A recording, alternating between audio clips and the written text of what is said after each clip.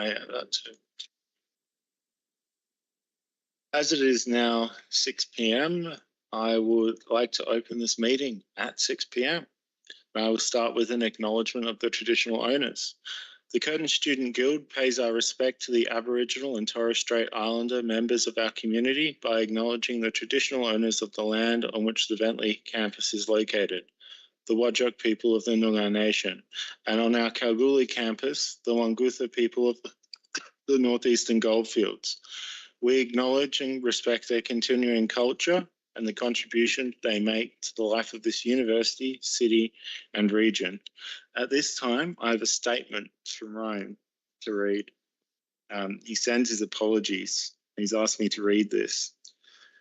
Councillors, it is with much sorrow and a heavy heart that I confirm I will not be in attendance at tonight's Guild Council. Unfortunately, I had a calendar conflict which has made my attendance tonight untenable. It is with further regret that I shall miss this lively forum of robust democracy. But I am confident and buoyed by the certainty that Mitchell Craig will do a sterling job in the chair in my wake. It is with many well wishes that I indeed hope for an orderly proceeding which exhibits the diverse perspectives common in this evergreen forum for expression and accountability. All right, with that, I will move to, for members present, we have Dylan, Noor, Ben, Jackie, Rizan, Max, myself, Callum, Hamida, Bridget, David, Ebony, Coben, and Hadia. I have apologies from Ryan and Vernon. And Emily was supposed to be joining online, but hasn't done. Okay. Haven't. Okay. So Emily should hopefully be joining soon. All right. So we'll move on to disclosure of any potential or perceived conflicts of interest. I'll kick it off. I have a conflict to item 6.5. Appointing me as chair of the Remuneration Tribunal, and I will abstain from voting on this matter, which I'm the chair anyway, so I would only have a casting vote anyway. Sure. Any other disclosures of conflicts of interest to any of the items? All right, we'll go Jackie and then Bridget. Microphone. We both have the same conflict of 6.3 regarding the alteration of the hours for BPA and women's officer.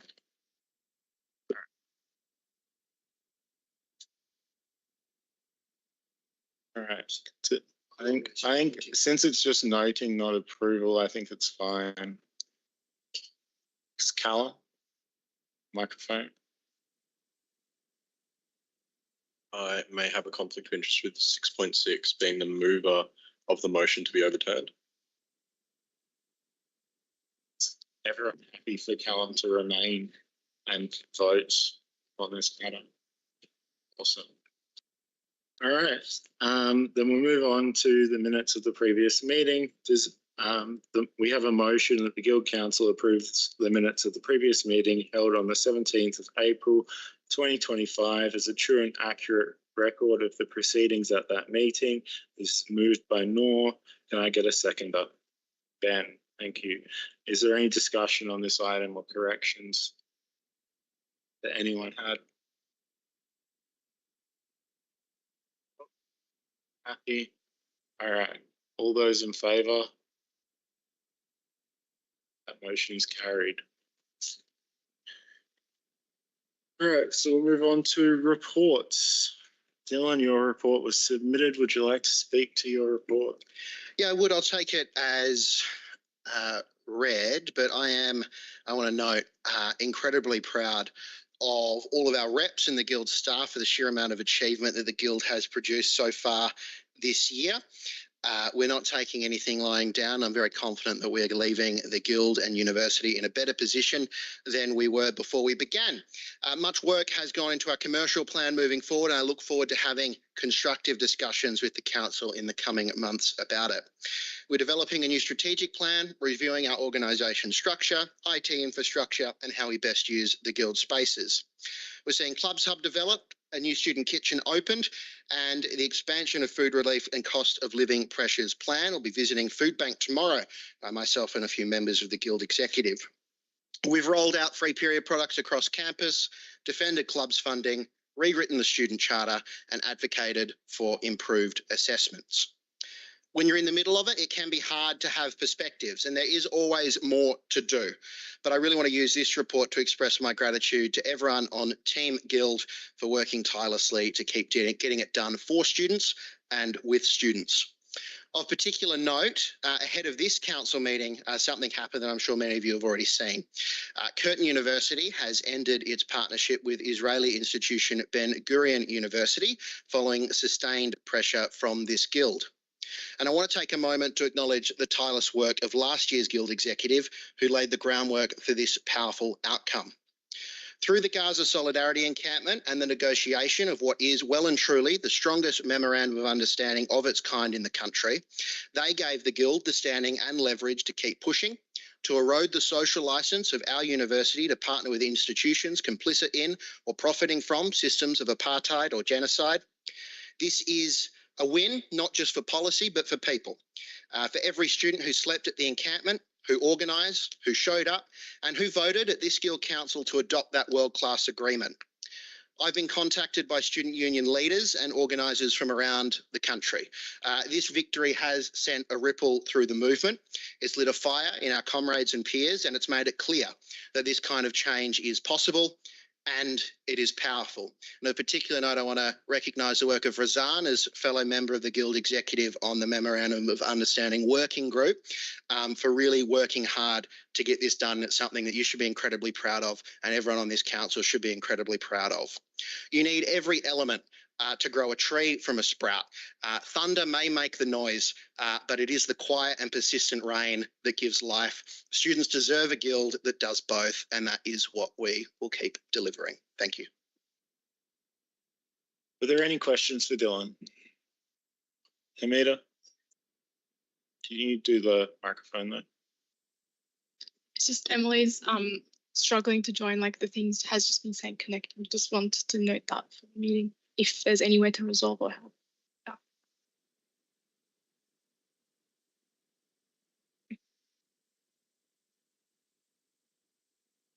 I've just got one as well. Just on the conversation we had last month over the university's accusations or assumptions about international funding from clubs, has there been any development on that? No, not yet. I haven't heard anything back from the university.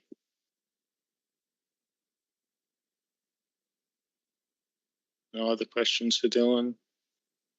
All right, we will move on to the Vice President Education report. Ben, you submitted a report. Would you like to speak to it?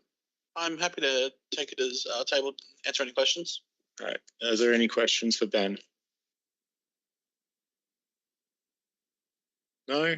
All right, we will move on to the Vice President Activities report. Jackie, your report was submitted. Do you have anything to add? I'm happy to take it as tabled and answer any questions, but I did just want to note we delivered 2 new events this semester. So the Interfaculty Scavenger Hunt, which was an initiative led by the faculty reps. Those faculty reps don't have a KPI to do an event, so it was really great to see them being so enthusiastic and involved in their roles to create that new event. It was received very well by students, and we also saw the introduction of Welfare Week, which was led by our Vice President Sustainability Welfare, Razan, and in that we were able to raise $1,100 for Zonta House through the pop-up thrift store. And also just a reminder that it is end of semester bash tomorrow for Inflatable World. Lower Henderson starts at 2:30. You can come have a bounce, have a joust, and there's also the cool down at the tap afterwards. So there's going to be live DJ music and some drink specials. But yeah, any questions? Feel free to ask. Are there any questions for Jackie? Yes, Dylan. Just something that popped into my mind is we should promote how much we've donated, how much was raised at the Zonta House on the socials, I think. Is that something that you're agreeable to phrase it as a question? Yep, more than agreeable to that. I have already spoken to the student engagement team. Don't know why that wasn't shared, but I'll follow that up. So there's no other questions for Jackie. Then we will move to Razan. Your report was submitted. Do you have anything to add? I like to talk about my work. So I will be speaking to my report. It's been a very eventful month, as all months.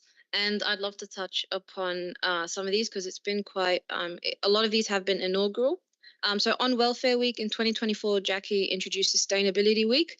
And this year, myself and Jackie as VPE introduced Welfare Week instead of Semester 1's. Sorry, I did this last time as well. VPA introduced Welfare Week instead of Semester 1 Sustainability Week. So these activities proved strongly successful, mostly the free breakfast and pop-up thrift stall. It was incredibly popular. As a result, the Curtin Student Guild, like Jackie mentioned, was able to donate 1,100 to the Zonta House Refuge Association, which is a specialist provider of family and domestic violence services for women in Perth. And they did share a thank you on their social media. I saw that yesterday, so that was very nice. And I would like to commend Jackie as VPA and the events team, Jess, Kyla and Beck, for helping me execute this. And I hope that this is a tradition that the Guild can continue for years to come and encourage students to take a break and focus on their welfare and well-being. On the Recycling Hub, it can now be expected that it will be ready to launch within 1 to 2 weeks. The Recycling Hub will be placed on level 3 of the library and will offer students and staff the opportunity to recycle 5 different items, which have been finalized to be batteries, plastic and metal bottle caps, beauty products and packaging, empty blister packs, and office supplies. On the lolly wall, I'd like to thank Vernon and the commercial team for their work on this. Within a few days, the lolly wall will feature halal and plant-based lollies for all students to be able to enjoy. Containers are in the process of being cleaned to mitigate cross-contamination. There's lots of lollies. I memorized it for Bridget and then completely forgot what was in there. So keep an eye on our social media for that update. Student Mental Health and Wellbeing Working Group, I'll provide an update on that because there has been a success from it. Back in April, a mental health framework was produced as a result of a working group, which the Curtin Student Guild was an important part of in 2024 and 2025. As a result, students will start to see better mental health resources and services on campus.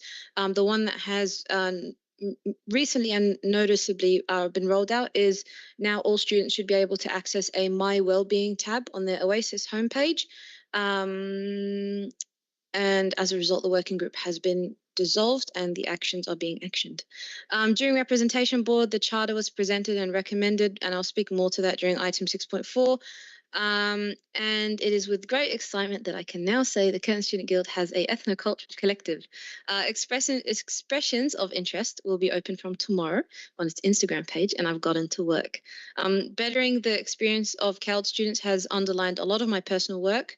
Until now, CALD students wanting to inquire to the Curtin Student Guild don't really have a specific person to refer to other than maybe Student Assist. The International Students Committee speaks to and advocates for international students. However, domestic students or of CALD backgrounds like myself need someone to advocate for them too. With this collective, I hope it can bring advocacy, action and education together to better the student experience. Lastly, you will have seen, as Dylan mentioned, that the Curtin Student Guild announced the end of Curtin's ties with Ben Gurion University, an Israeli public institution. The 2025 Curtin Student Guild inherited the hard work of the 2024 committee, and part of that was the Memorandum of Understanding, which in it outlined a working group, and this has been a result of that.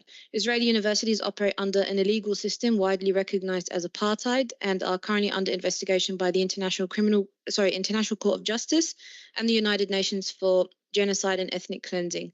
These universities are deeply linked to the Israeli military and often contribute to human rights violations, with some even located on illegal settlements.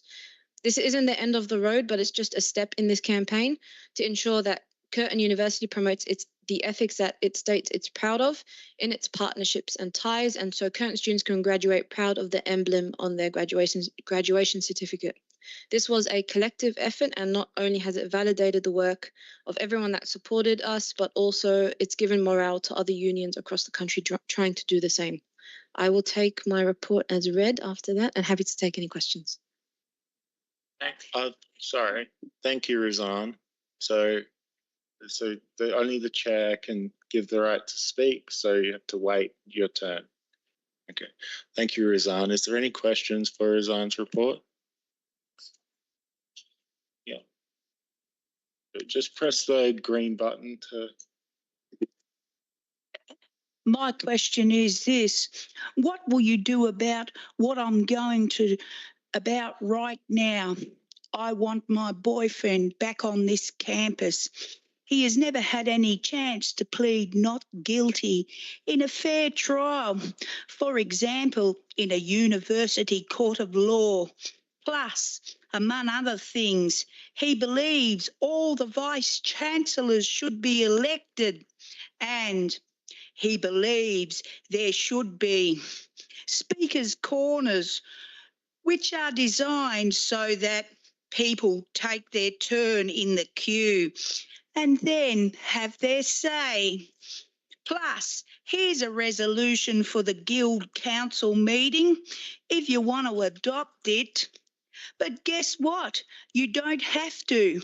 We call for the immediate cancellation or annulment or rescindment of all student and staff suspensions and expulsions pending fair trials for such students and staff in a university court of law.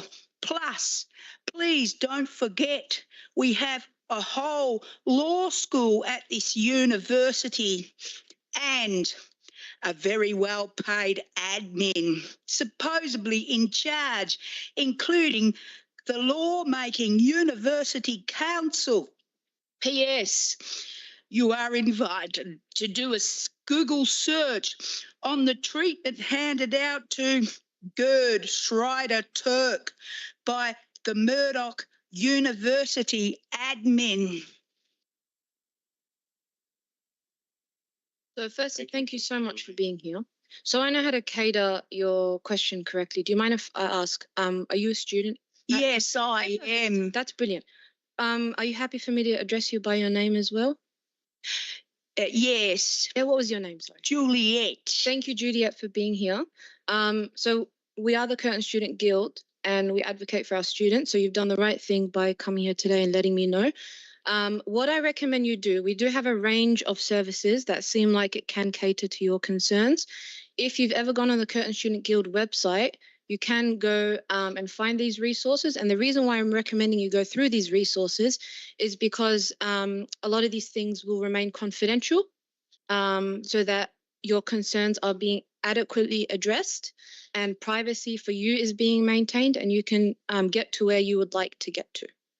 And thank you for being here and for letting me know. I appreciate it. And does that answer your question? Yes. Yeah.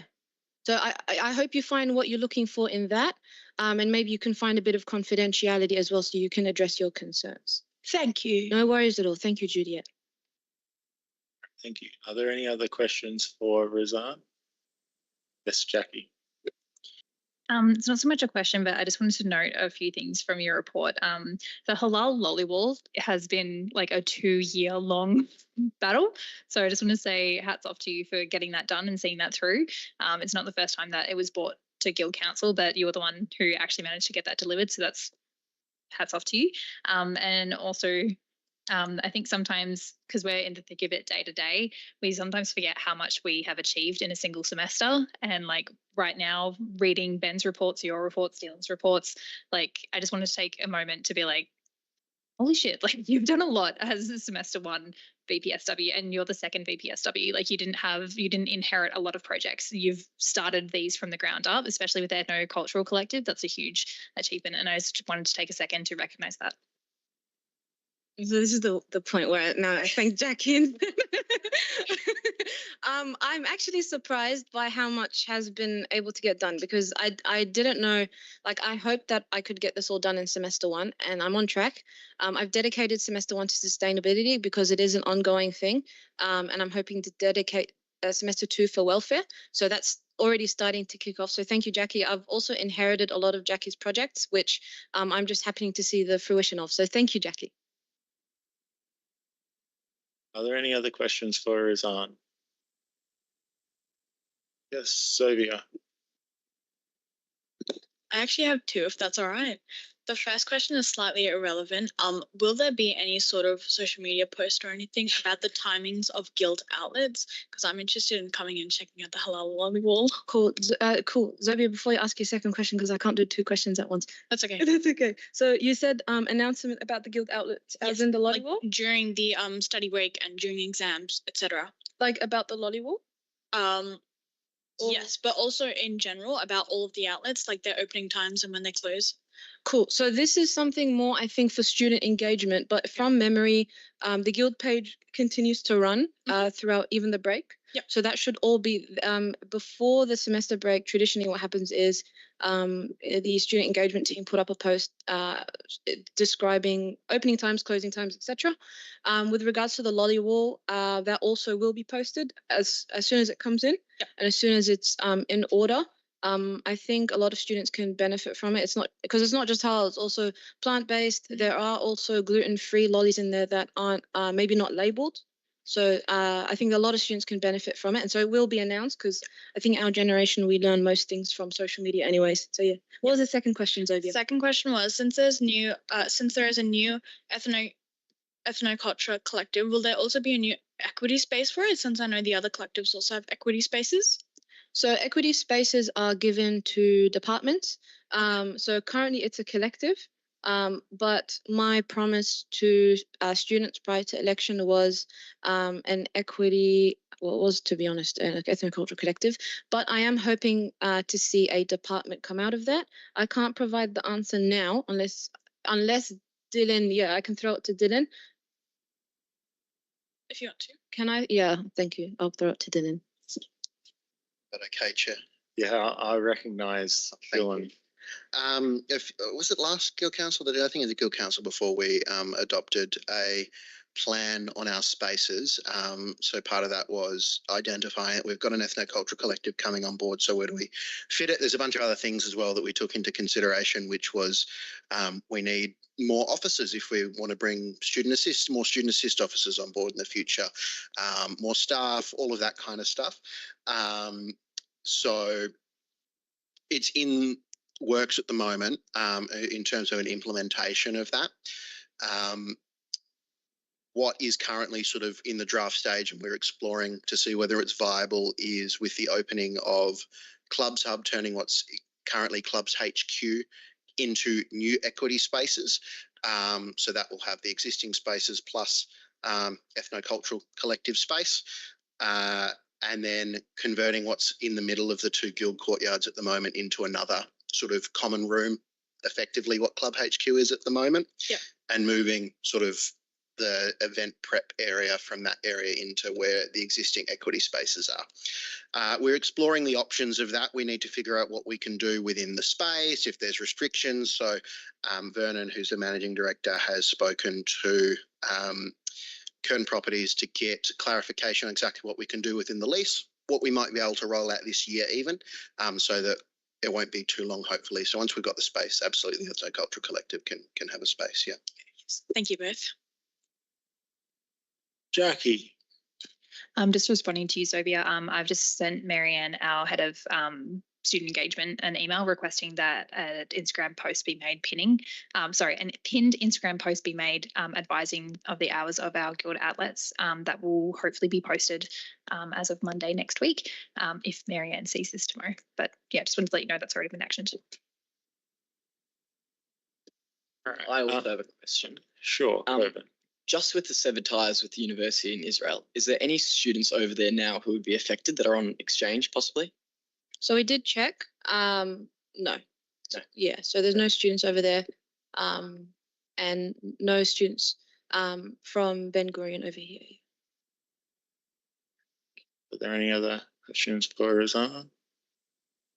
No? All right. Well, I will note that Emily entered the meeting at 6:10. Before we move to Nor's report, Emily, did you have any questions to any of the reports that happened before you got here? Cool. Go for it.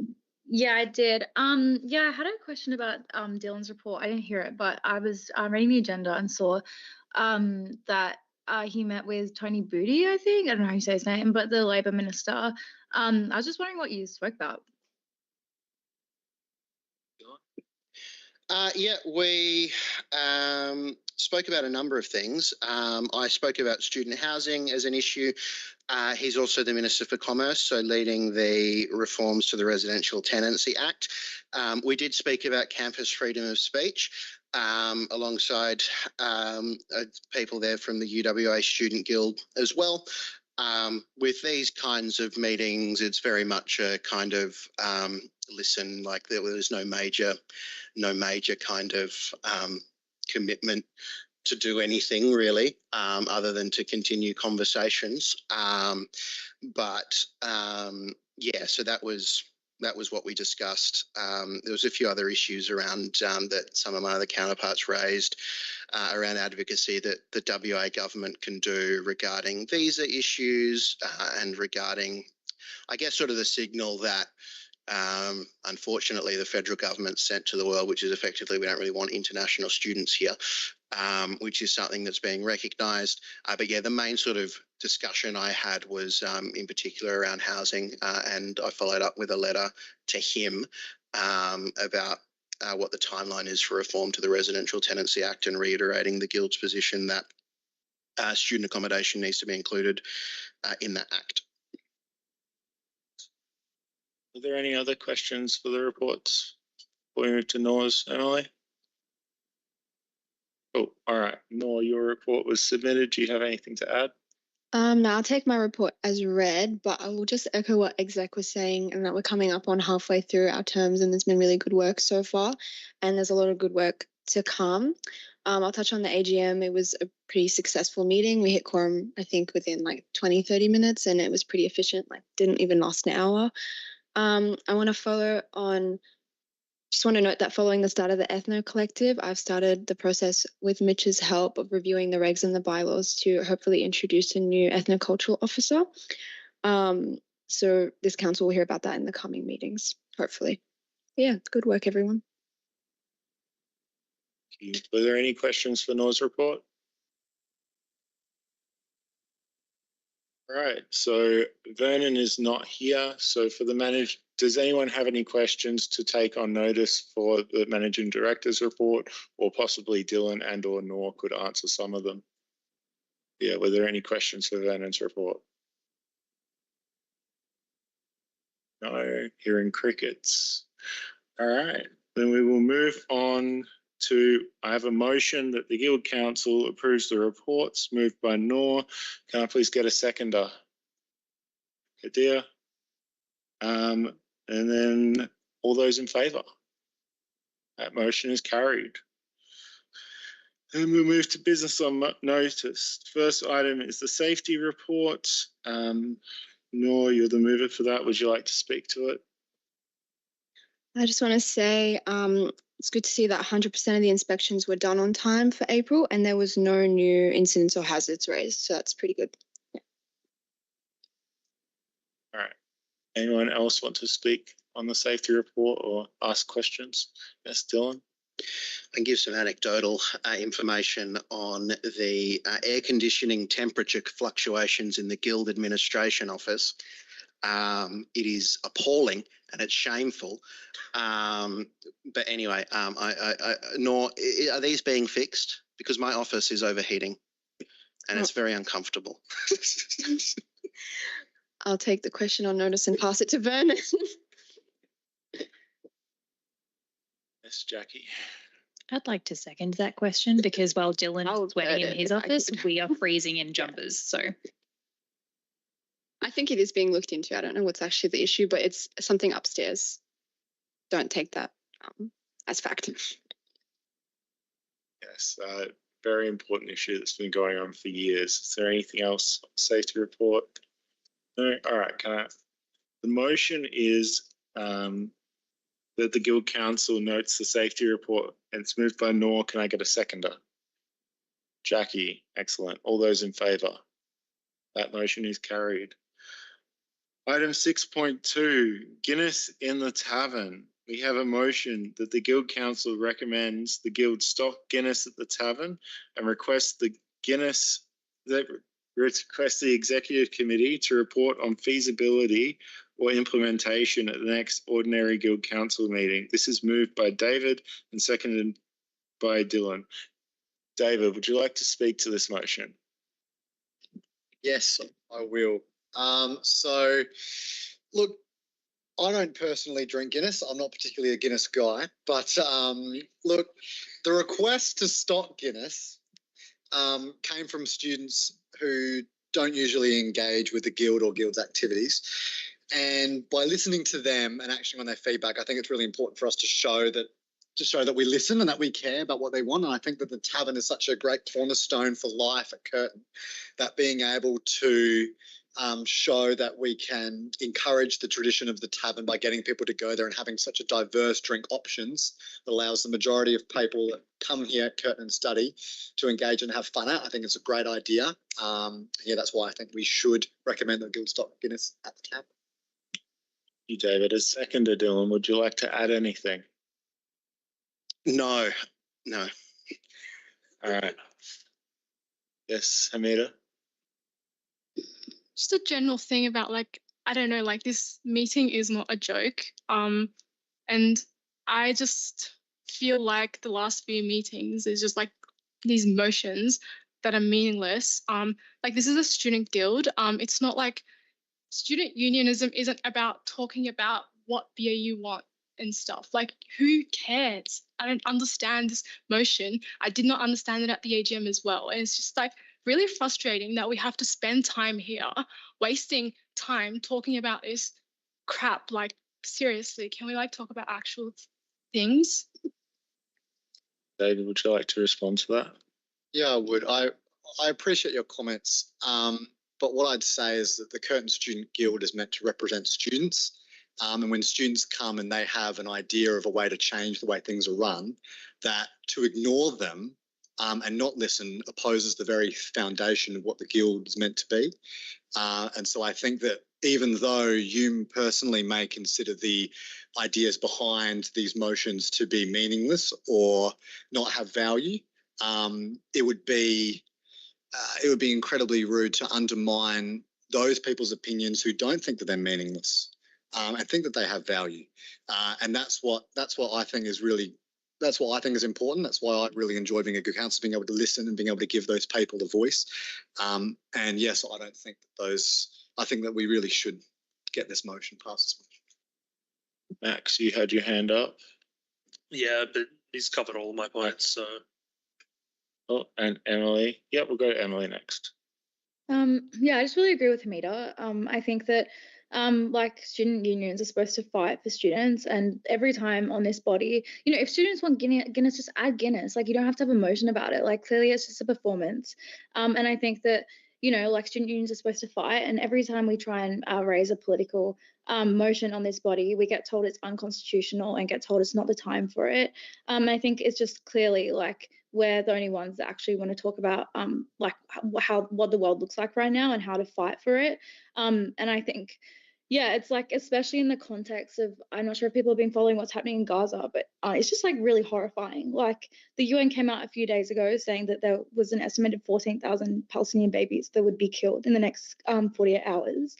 And there's just mass starvation. I saw a video of an old man just sobbing because he hadn't eaten in days. I saw a mother say that she'd rather be shot because she just can't bear to watch her kids starve anymore.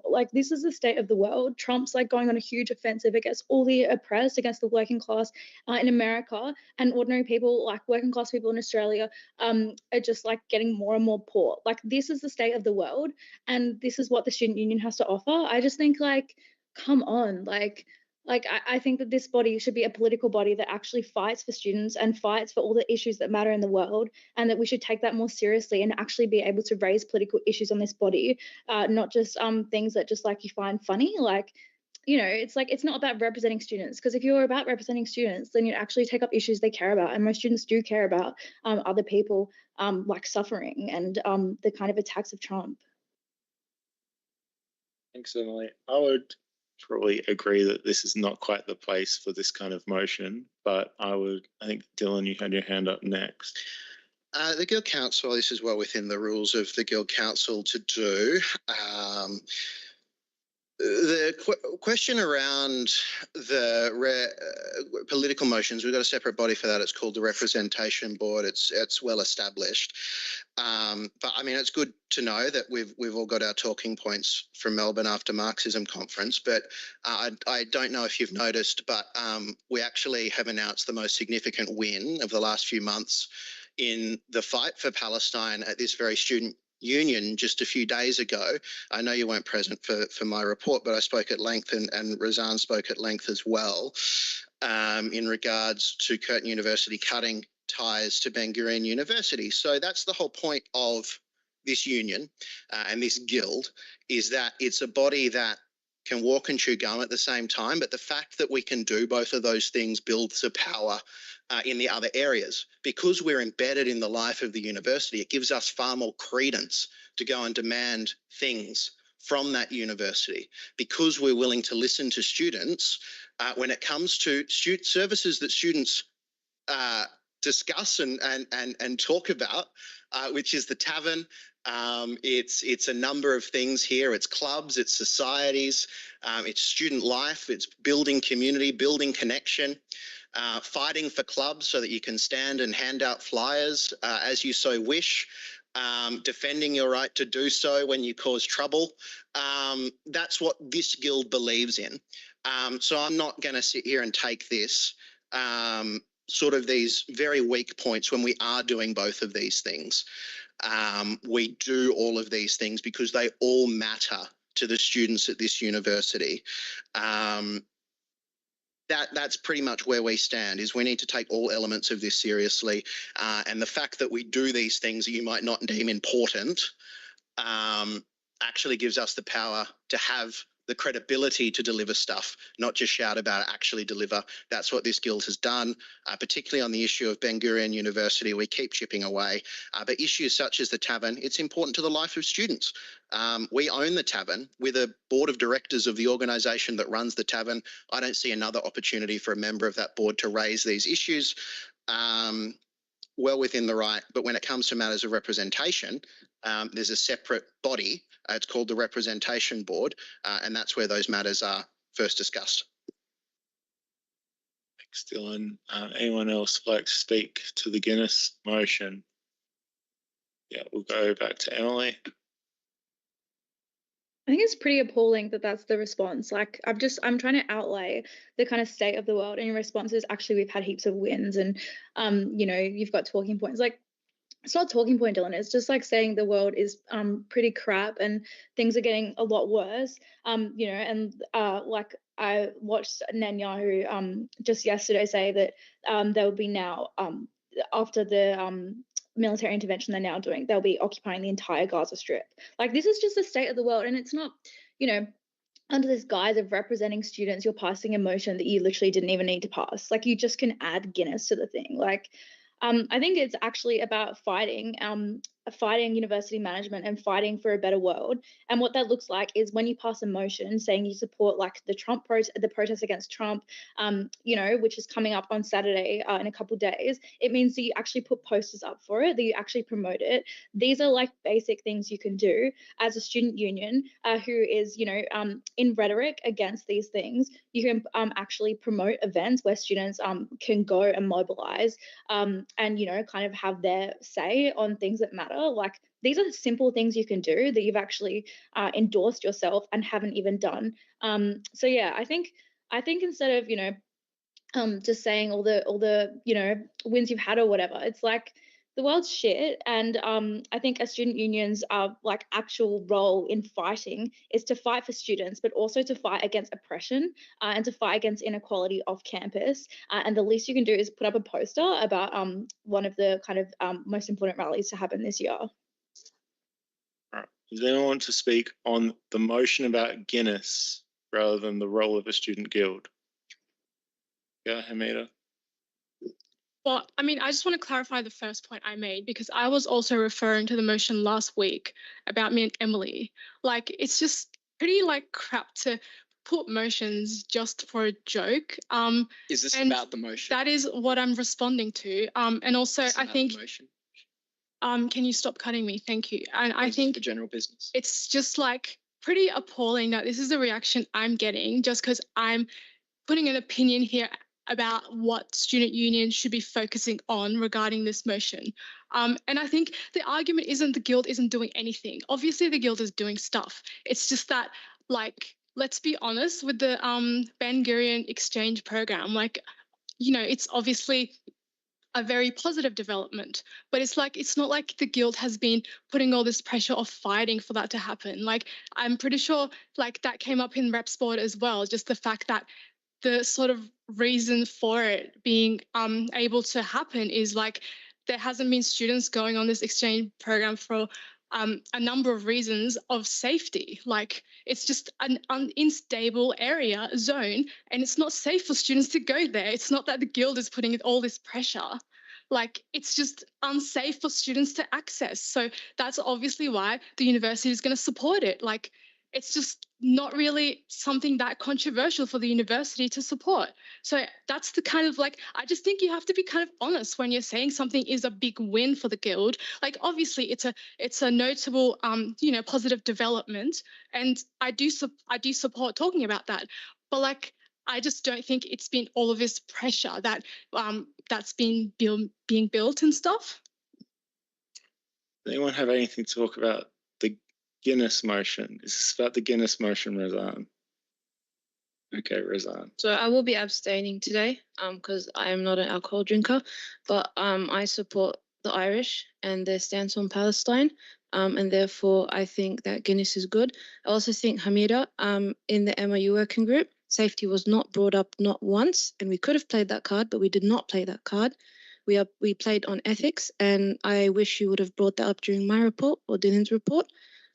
We are not afraid to back down, and I can tell you Dylan did threaten a couple times with action that we don't need to talk about in this representation board.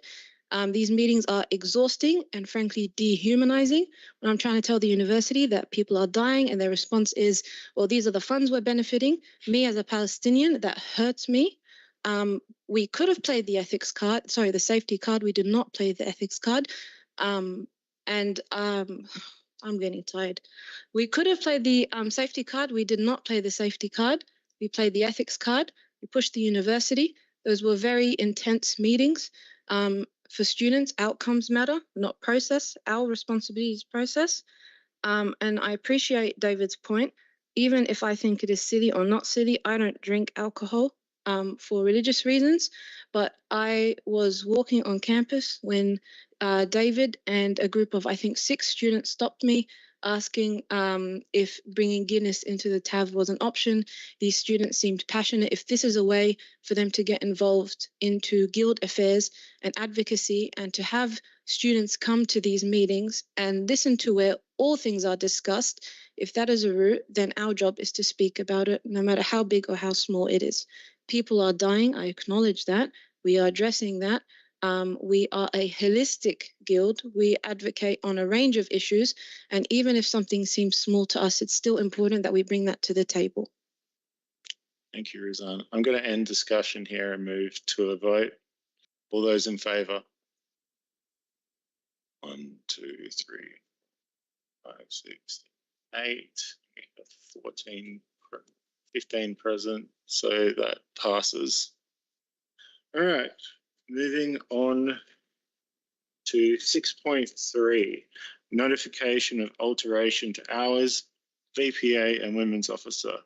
The motion is that the Guild Council, A, note the reduction in hours for the Vice President activities, Jackie Buchanan, by 4.5 hours per week from April 28, 2025, and B, note the increase in hours of Women's Officer Bridget Clifton by 4.5 hours per week to support the Vice President activities. This is moved by Dylan Storer and seconded by Norfella. Is there any discussion on this motion? All right, then we will move to a vote. All those in favour? That is carried. 6.4, Curtin Student Charter. We have a motion that the Guild Council endorses the new Curtin Student Charter as recommended by the Representation Board. This was moved by Dylan and seconded by Razan. Would you like to speak to this as the mover, Dylan? Yeah, I'll just go over it briefly. The Guild played a very big role in rewriting the student charter, securing multiple student reps on the working group and leading by drafting the new charter that affirms student rights and responsibilities. The proposed charter is now endorsed by that working group and it's working through the university's approval process to be in place for semester 2. It has achieved some significant advocacy outcomes, including the removal of punitive student charter breaches. It recognises the Guild's representative role and includes expanded rights around feedback, academic freedom and participation. Razan and I did a lot of work on this in that working group, more working groups that we sit on at the university. They're not easy. But I really appreciate the university's willingness to engage with us on this, and I think it's definitely a big improvement on the existing student charter and will lead to better outcomes for students here at the university. All right, thanks, Dylan. Razan, as seconder, would you like to speak? I'll begin by acknowledging that there was, and I did say this at Representation Board as well, there was anxiety around the idea of the university wanting to basically rewrite the student charter. However, every step of the way, we made sure that there was no opportunity for the charter to be anything but supportive of what it means to be a student, that our freedom of speech, critical thinking, and rights as students on this campus was being respected. And it's moments like these, being able to advocate in those rooms, that really makes me proud of the Curtin Student Guild.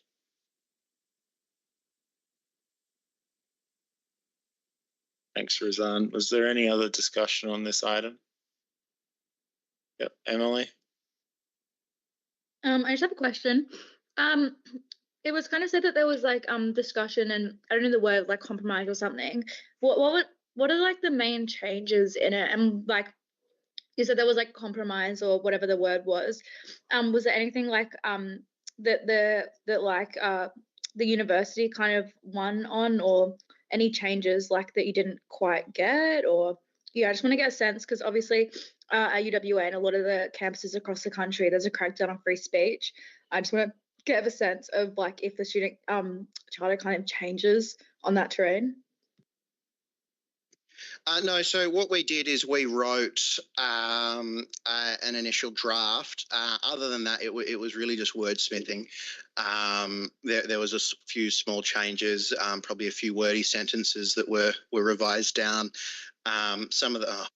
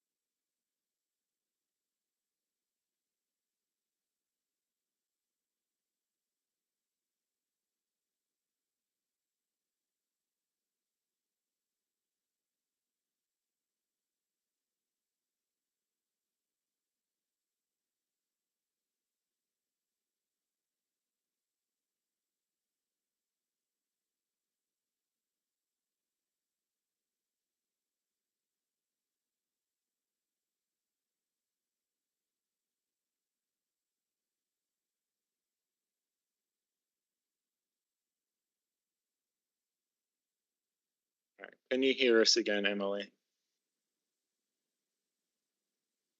I just changed it. So, oh, what the? I changed it and it changed back. There we go. All right. Can you hear us again, Emily? Excellent. All right. Dylan, you were mid-answer when the tech failed us. Would you like to? Yeah, I think I don't have the document with the track changes. It's been a few months. From my memory, there was nothing nothing significant that we gave up. A lot of it was just wordsmithing and putting questions down. There was discussion. I'll just sort of be transparent on on number 5 of the responsibilities, where students say demonstrate courage for standing up for what's right and doing the right thing. There's a little bit of pushback from some people in the university about what that means. I don't know why. I mean, Emily, you might have some understanding as to why there might have been some anxiety around that, but we were certainly did push back on that and were able to keep that in there, which I think is a good outcome. I think that all of this is fairly decent stuff. But I think the most important element of it is actually removing this from the discipline space of the university. So essentially, this is just becoming a guiding document and actually gives students more rights if there is going to be discipline put upon them, because a student charter breach at the moment, it's a very sort of nebulous term, particularly now that we've written it in this kind of a way. You can get into sort of a lot of wordsmithing around what the actual definition of a particular term is. Like, you know, if you've treated someone not with respect at all times, you know, like there's obviously a spectrum there of when it becomes a breach potentially. But the fact this isn't a breach anymore, and the university will instead be pointing to the actual rules, it gives students more rights around being able to actually appeal it on points of those sort of rules and statutes. So I think it's a good move in the right direction, and I think it gives students more rights when discipline areas are pursued by the university, and also gives people more rights to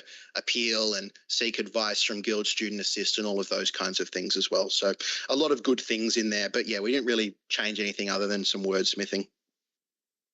Still, is there any other discussion on the student charter? No? All right. So we'll go to vote. All those in favour? Excellent, that carries. All right, the next one is 6.5, Chair of the Remuneration Tribunal. We have a motion that the Guild Council appoints Mitch Craig as the Chair of the Remuneration Tribunal in accordance with the Student Guild Tribunal Regulations 2018, Section 7, Part 1. This is moved by Dylan and seconded by Noor. Dylan, would you like to speak to this? Thank you, Chair. The Remuneration Tribunal sets basically the pay of remunerated members or all officers of the Guild, essentially. So that includes everyone that isn't essentially a staff member at the Guild, so the President, VPs, paid reps, also determines honoraria and things like that. And look, I mean, I can't speak more glowingly of Mitch. It was a no-brainer to put Mitch up for this gig. Mitch brings a breadth of experience, a breadth of knowledge, and the understanding that this would forbid Mitch from running in this year's Guild elections was just the icing on top. So when it comes to Mitch, it's always ask not what the Guild can do for you, ask what you can do for the Guild. And I'm really looking forward to seeing what you're able to do this year on the Remuneration Tribunal. Thanks, Dylan. Noor, would you like to add anything? All right. Is there any discussion on this motion?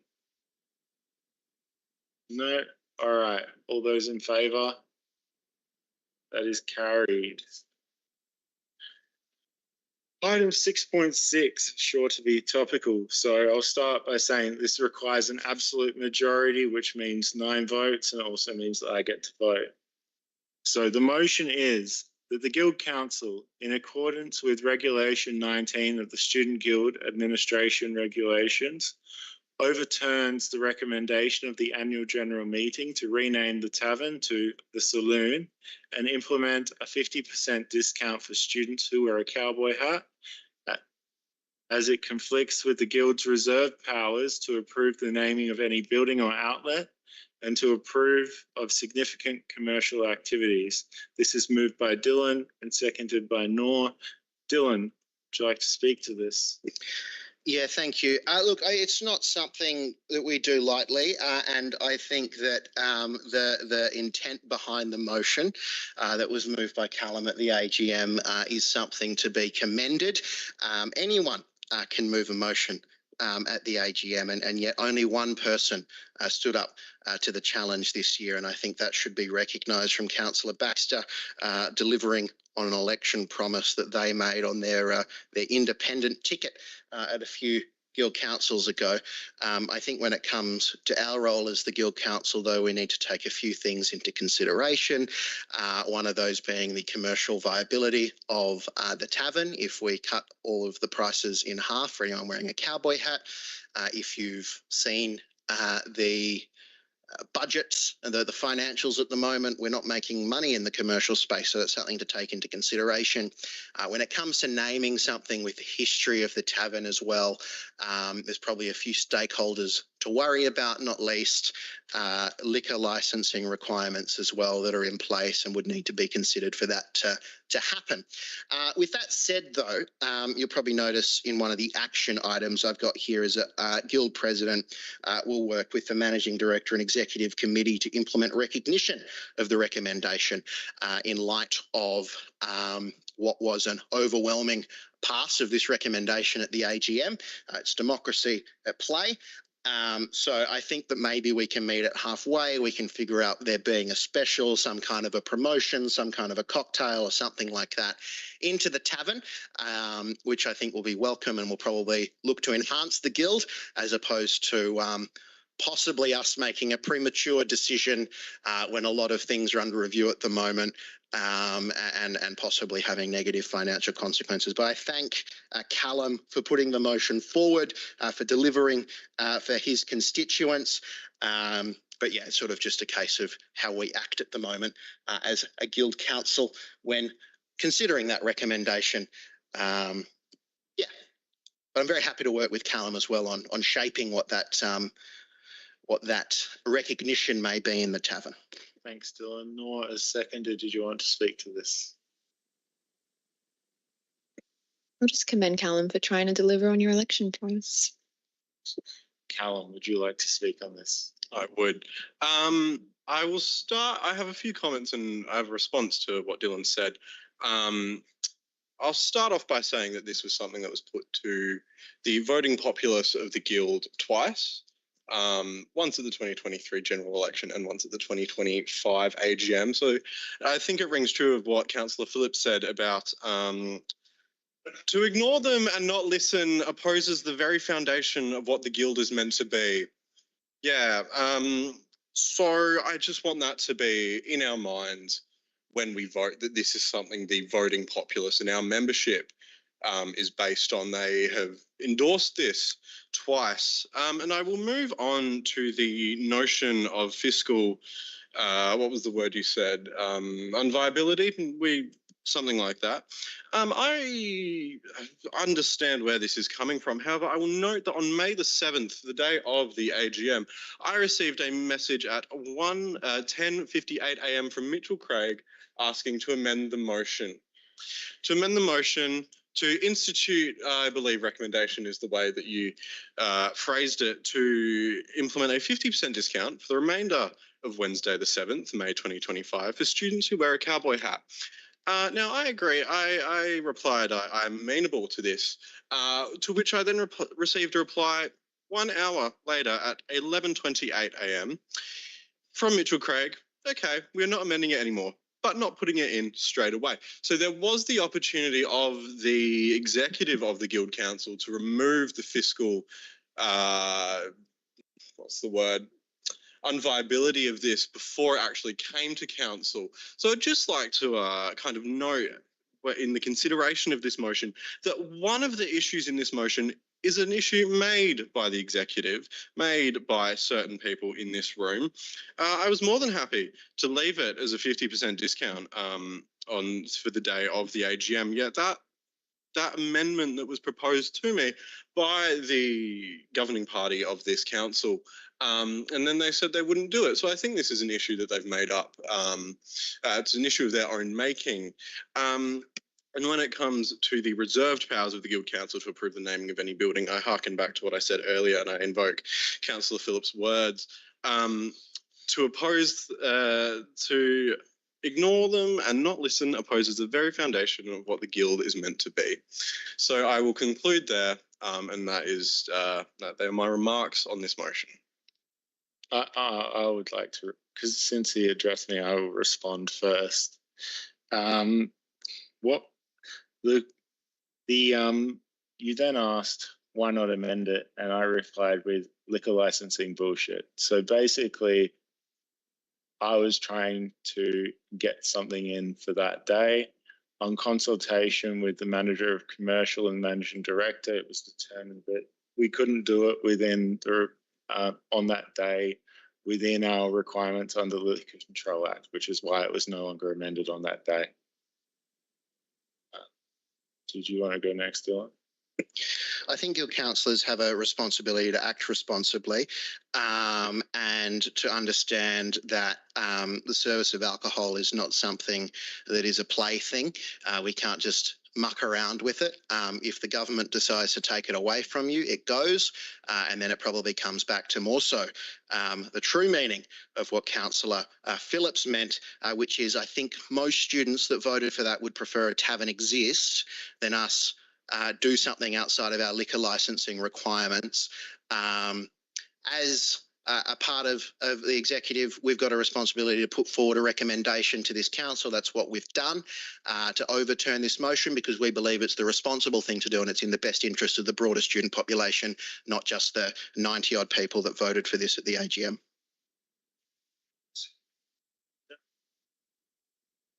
Just wanted to respond to Councillor Callum, since we're talking like this now.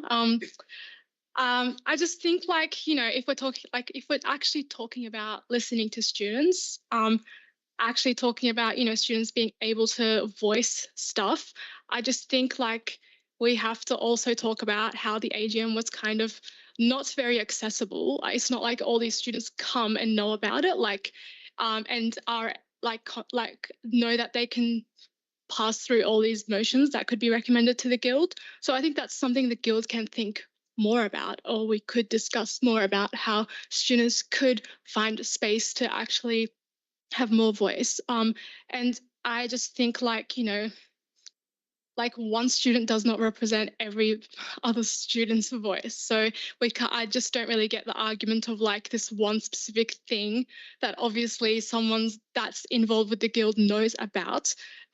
Putting through this motion, like just the point, just like, you know, about it being a really silly joke, kind of just, yeah, it just, yeah, continues.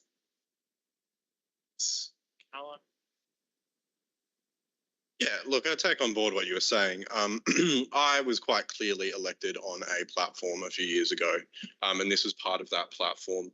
And as for the AGM being accessible, I myself joined online, as Emily is joining this council now. It is accessible to people who want to be there. If they don't want to be there, then that's choice, and that's them giving up their opportunity to really have their voice heard on a face-to-face level with the Guild and with the executive. So I understand what you're trying to say, and there are aspects that may ring true, but the people who you can attend the AGM in many ways. I joined online. People can attend it if they want to. If they don't want to attend it, then their voice may not be heard. But we heard the voices of those that did attend, and what they wanted to move forward in the Guild with. Jackie?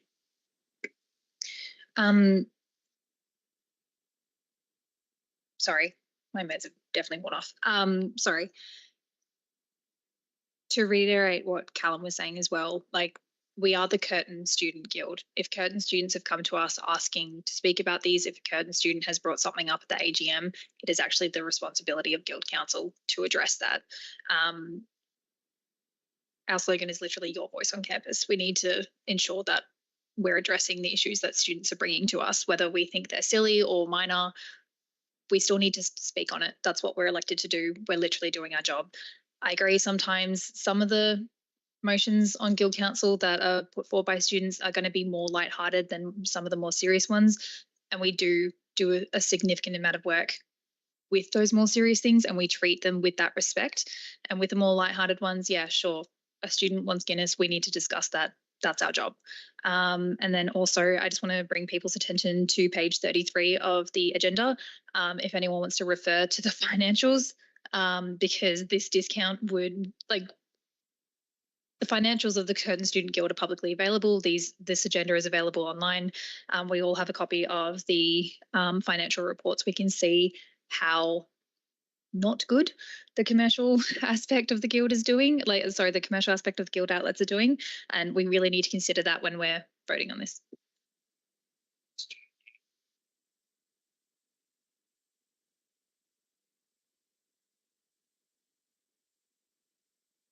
Has the guild considered implementing this only on event days, such as, for example, if we have an event similar to Block Party that could be like rebranded as Barnyard Bash, we could rebrand the TAV as the Saloon only for that day, and for other events like that, instead of having it as a permanent change?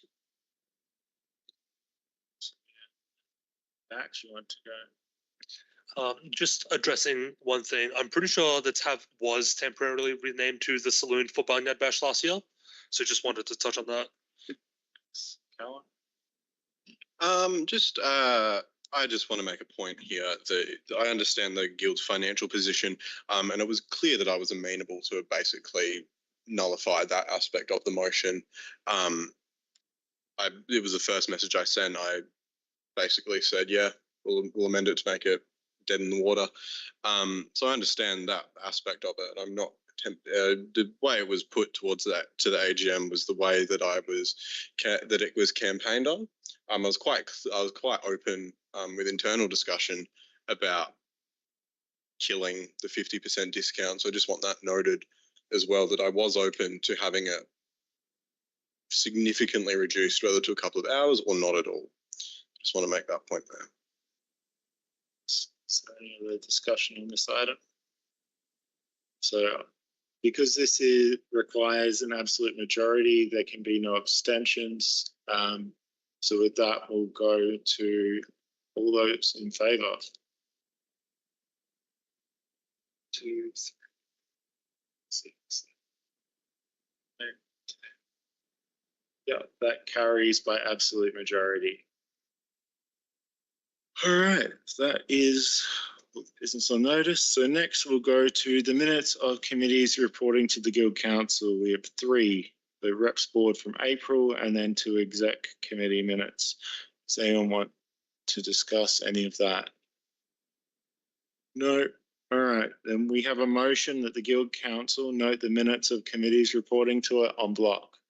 Please get a mover. Seconded, Ben. All those in favour? That carries. General business. Is there any general business? Amita. I just wanted to make an argument about like the sort of guild, having sort of like a fund for EdCon. I just think EdCon is like quite an important body for students to be able to attend, and it's quite like pretty hard to access from WA. Like it's just the tickets are really the flight tickets are really expensive. And I just think like it's like the main thing that like, all the things about student unionism gets discussed. And like, I just think like the guild has like, lots of money that it spends on like all these things. I just think like this would be like an important thing to prioritize as well. And it would not even like just a few $1,000s would like mean, a handful of students gets to go, and it wouldn't even be like, much of a spend like in the grand scheme of things of guild, spending money on stuff. So I just think like, I was just asking if that's possible, something that the guild would consider, because it's just really important to be able to kind of attend these meetings and kind of, represent students in WA and kind of, be able to contribute as well. Thanks, Amita. Nor or Dylan, you do money and travel policy. Yeah. So I want to say it's great that we have people and guild councillors especially interested in going to conferences like EdCon. And I do agree that they are really important, but I will say that the budget is made a year in advance, and it's all that money. We do have a lot of money, thankfully, with all of our funding and our staff, but it is already allocated. And it would be amazing to be able to send, multiple representatives, but I think it's in the Remuneration Tribunal, there's only 2 approved for EdCon, which is typically the President and the Vice President of Education. And I won't say no, but I'll look into it, but I don't think that it's very, I would wish I could send everybody, but it would just have to be something we look into.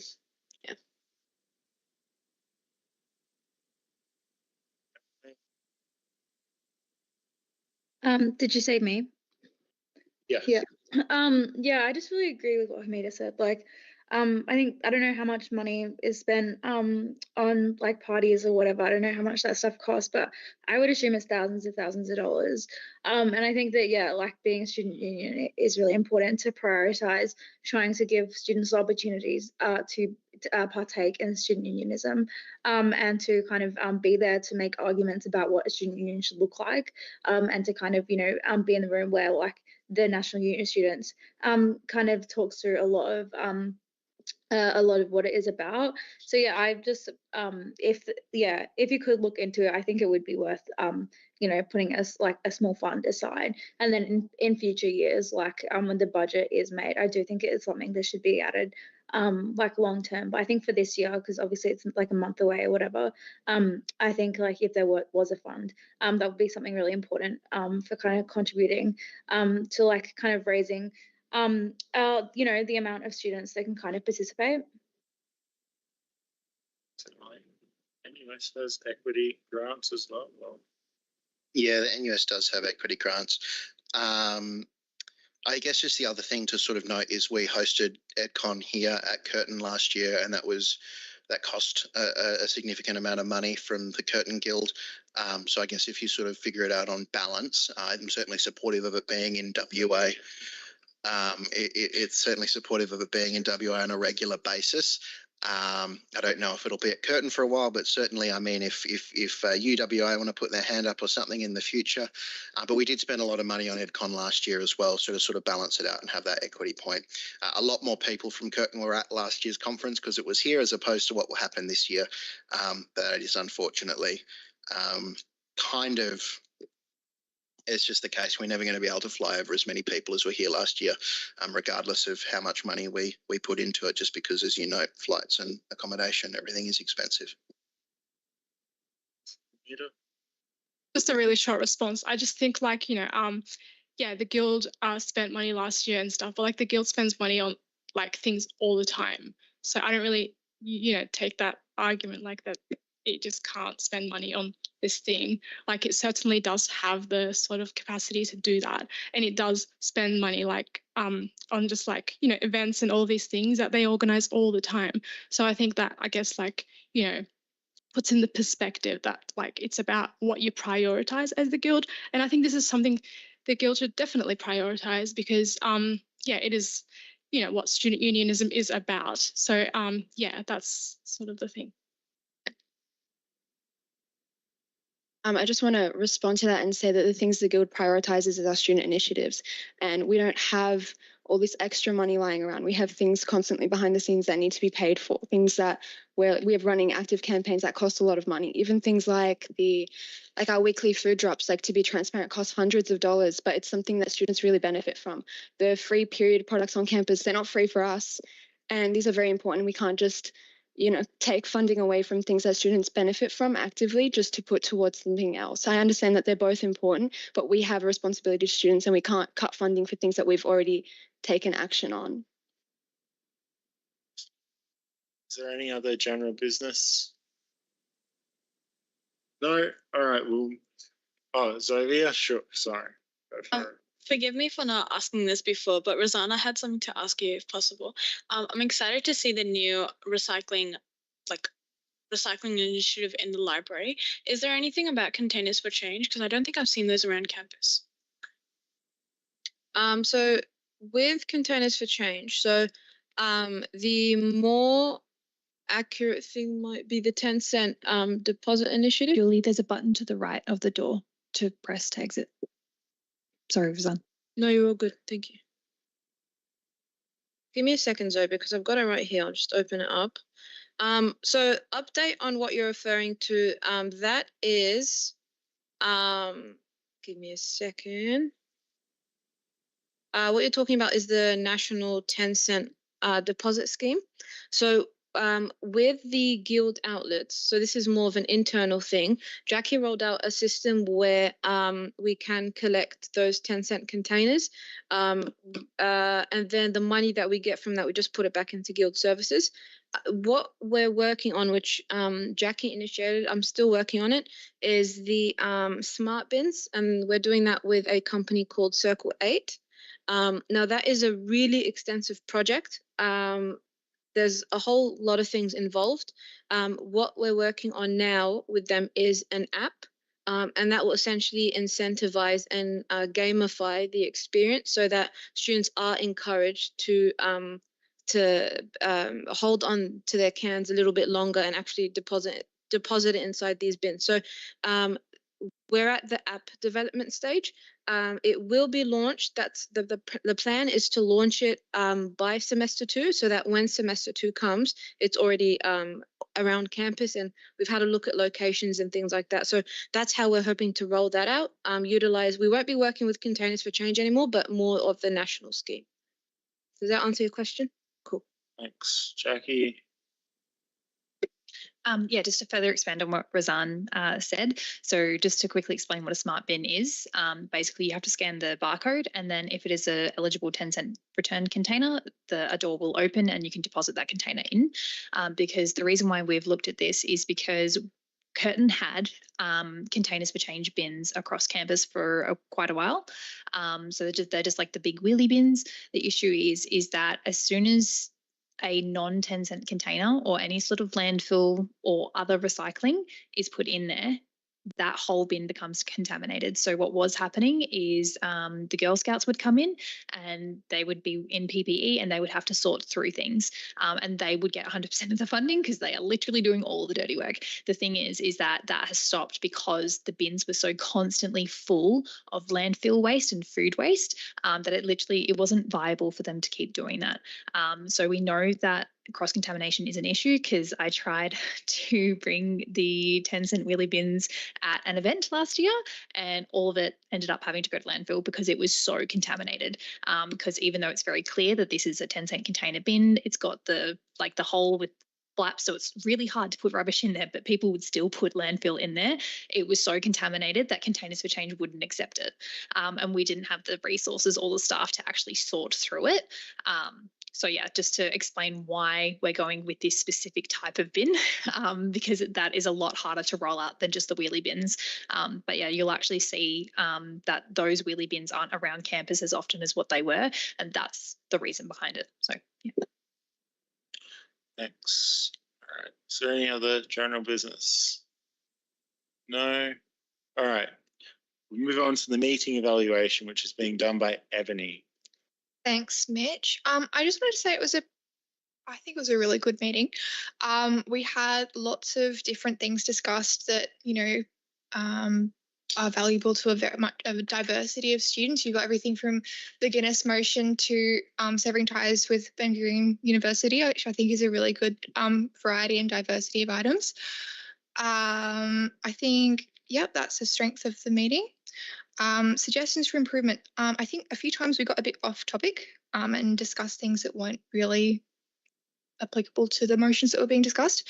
And I think, values and good moments were definitely discussion that was being had about the TAV motions and the Guinness. We really outlined what the role of the Guild is and listening to students. So yeah, thanks. Thanks, Ebony. The next ordinary meeting of the Guild Council will be at 6 p.m. on the 26th of June 2025 to be held here in University Council Chambers. I close the meeting at 7:18 p.m. Have a good evening. Thank you, Deputy Chair.